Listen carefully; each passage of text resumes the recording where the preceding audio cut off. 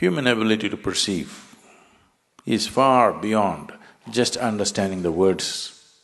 Right now I'm speaking. Your ability to perceive is actually far beyond just the words that you hear. But because the mind is trained right now, not only to hear and record, desperately trying to remember, note down, some of you, the hands are itching. Something that you think is valuable has to be written down. But human perception goes far beyond this.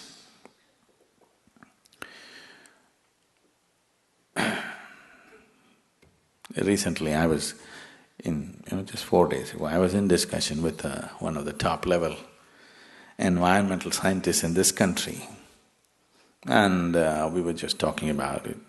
Across the dinner, we were just discussing so many things. So he asked, Sadhguru, what are the books that you read? I said, I read Asterix and Dennis the Menace, that's my reading. I don't get to read anything because all the time I'm traveling, if I read a newspaper, that's a big deal. Then where do you get all the information? I said, I'm picking it off you. You did all the study, why should I go through it again? I don't open all those books. You're sitting here and I'm picking all the things and I'm talking about it. But where do you get all the technical words? I said, don't you have it in your brain right now? I can pick it off you, whatever I want. I won't go about studying all that nonsense because anyway, the jargon doesn't mean anything to me. Because human perception is way beyond that. That's why I'm going on telling you, just be with me, just be with me. If you can simply be with me, your ability to perceive this is far more than writing down every word of what is said. If you have all these words, you still won't know anything. Actually, shall I tell you the secret? Buy yourself an Oxford dictionary. Everything that I say is already there. No? You just have to arrange it. It doesn't get you anywhere that way. So to enhance perception is very important because only what you perceive you know. Rest is all stories and imagination, isn't it?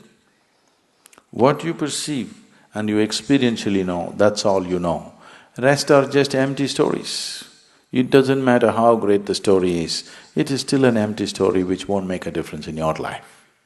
If it has to make a difference in your life, there must be an experiential dimension to it. That will happen only if you perceive. You heard of Vivekananda? He's the first yogi who came to this country in 1893 and made a little bit of waves in those days. So he also went to Europe on his way back from United States and happened to be a guest of a German philosopher.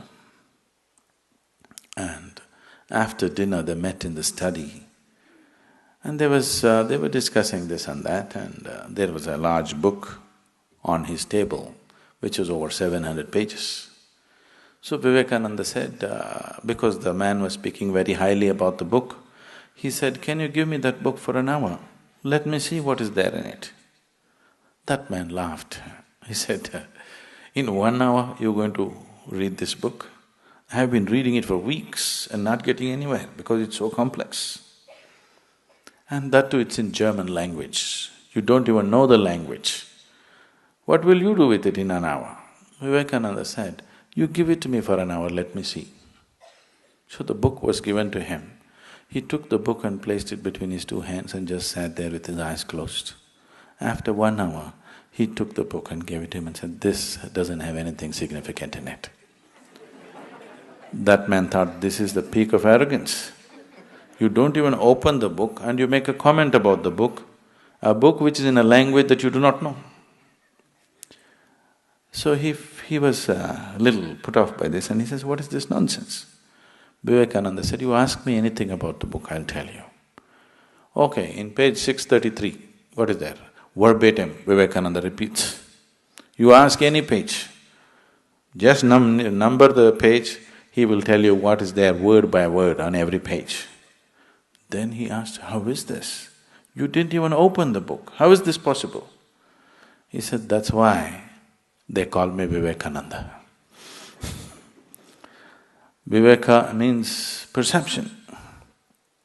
His name is Narendra. His guru called him Vivekananda because of his ability to perceive. So he said, that's why I'm called Vivekananda. So perception of life is not… you cannot all process it through your logical mind. It doesn't work like that because logic will filter out so much of your life without which you cannot live.